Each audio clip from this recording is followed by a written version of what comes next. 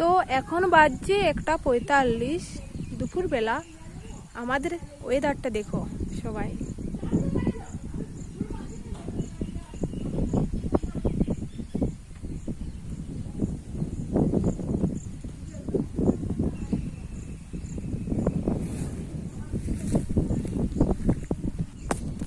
আমাদের প্রত্যেকটা বিলে ধান লাগানো হয়ে গেছে। এই বছর প্রচণ্ড জল হয়েছে, এই কারণে এই জমিগুলোতে ধান লাগানো হয়েছে। অন্য বছর জলের পরিমাণ খুব কম হয়, তার জন্যই ধান লাগানো হয় না, এই জমিগুলো ফাঁকা থাকে। এবার প্রচুর জল হয়েছে, তাই এত সুন্দর ধানের কালার, এত সুন্দর ধান হয়েছে। হাল লাগানো হয়ে গেছে প্রায় সব। এই যে মনে হয় বৃষ্টি হবে, মেঘটা ধরিয়েছে খুব। এই দেখো সবাই।